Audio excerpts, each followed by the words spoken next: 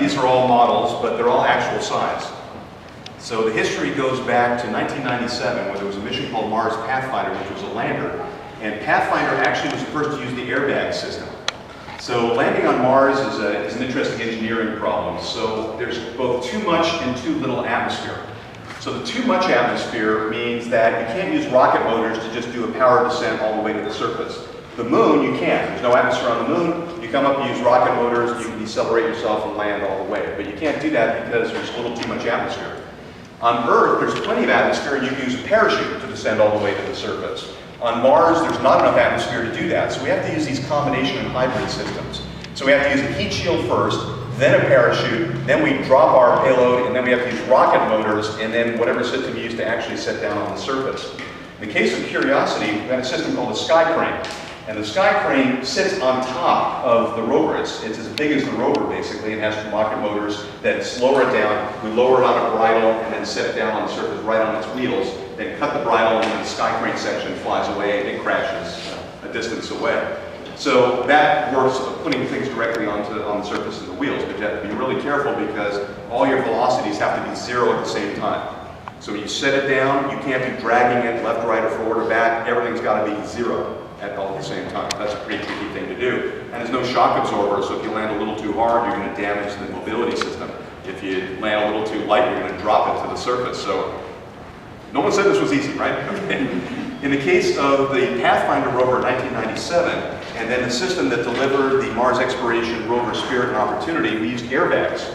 So we got down to a point where we're hovering above the surface and then had this airbag system and then dropped it and it bounced along the surface. And when it stopped bouncing, then we let the air out of the airbags, pulled them in, and in case of both these rovers, they had a landing pad system that unfolded, revealing the rover, and then we're able to drive out onto the surface.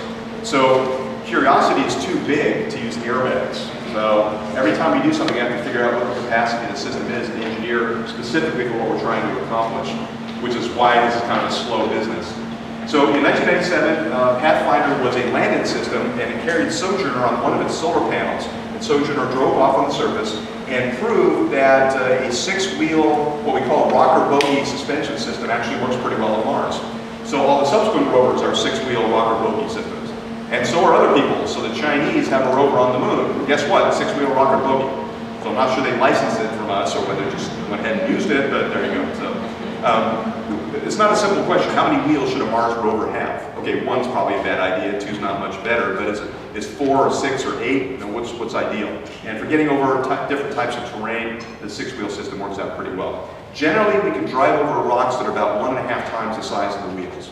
But we don't want to do that because we're not out there trying to be adventurous. We're trying to keep the thing alive. So we pick our landing in areas very carefully, and then where we drive is mapped out on a daily basis. There's a monitor back up there.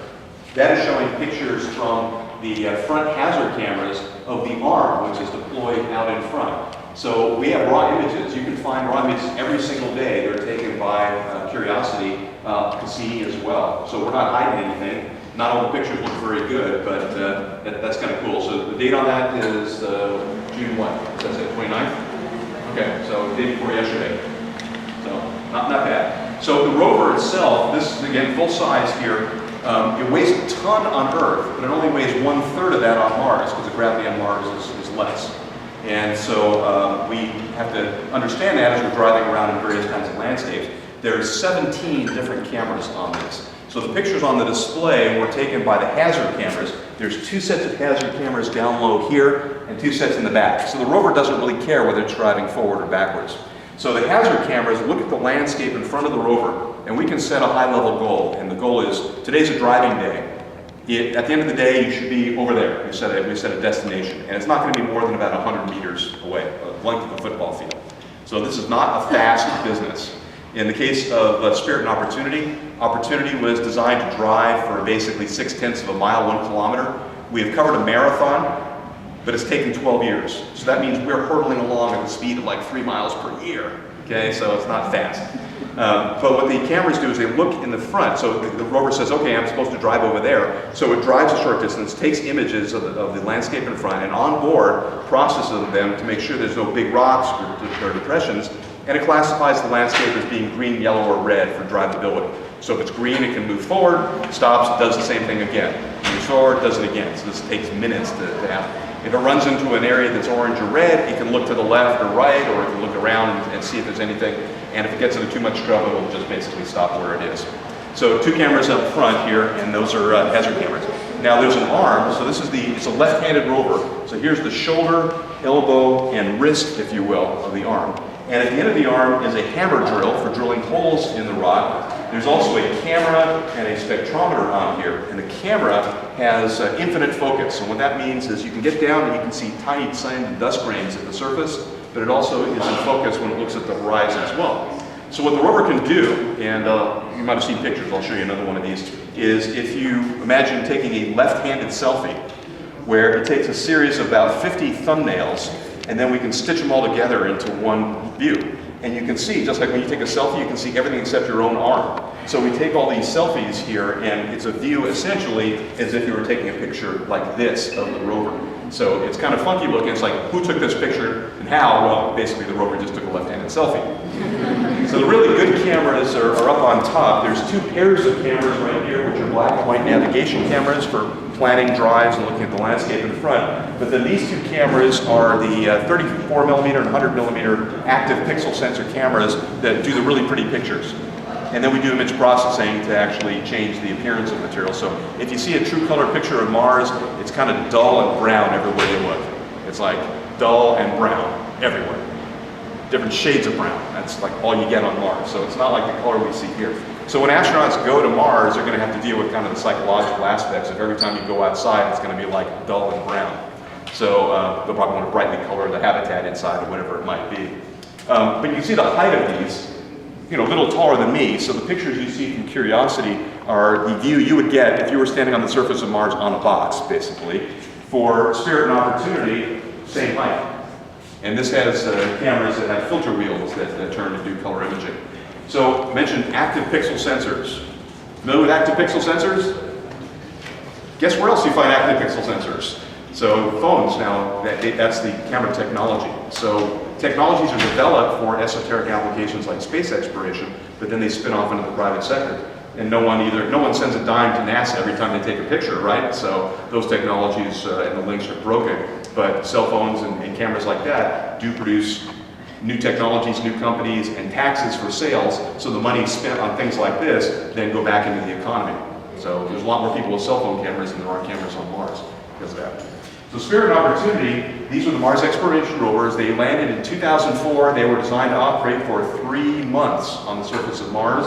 So Spirit went for 6 or 7 years. Opportunity is still going 12 years later. So JPL not only stands for the Jet Propulsion Laboratory, it also stands for just plain lucky or just plain long. So our rovers tend to go and go. This is a solar-powered spacecraft, so dust falling on the surface actually blocks the solar panels and cuts down the available electricity. So when that happens, we have to operate the rover more modestly. But there's dust devils and wind on Mars. So we've had times where the dust has been down like at 60%, and then 2 or 3 days later it's back over 90% because the dust does not stick. So if I blow on the dust that's here, some will blow off, but some of them will stick to sort of stay there. On Mars, it all blows off, and so the panels can be clean. And then the cameras on here actually are on a mast that can tilt down and actually take pictures of the rover deck. And you can't take kind of selfies that way, but you can photograph the deck. And there's many times where the color of the solar panels, because of the dust, is the same color as the ground. So it's a little bit tricky to operate that. This rover has a radioisotope power source that trickle charges batteries, so it doesn't have to worry about whether there's a dust storm or anything like that accumulating on it. So there's a set of science experiments located in the body of the rover that are very sophisticated. On Earth, they'd be the size of a couple of refrigerators. On Mars, for Mars, we've shrunk them down to the size of a couple of shoeboxes, basically. There's another experiment on top of this big white box. This is an instrument called ChemCam, and it's an ultraviolet laser that fires and zaps rocks and creates a spark. And that spark creates a plasma, which we can analyze using the spectroscope, which is part of the optical system. So we can tell what the rocks are made of by zapping them, basically, and creating a spark. But it would hurt really badly if you got zapped by this laser, too. So I'd like to think that finally we have a death ray on another planet. That's ChemCam right there. And then think about the wheels, too. You see this pattern in the wheels here. We can use this for wheel odometry. So at the end of a day, we can see where we drove, and we can look back and count those imprints in the soil. Turns out, just by coincidence, it spells out JPL in Morse code. So everywhere we go, we're stamping out JPL in Morse code. So we actually had wheels that had JPL written on them, but we knew NASA wouldn't be particularly happy with that, so we did this sneaky little route here. So any questions about these guys here, these family of rovers?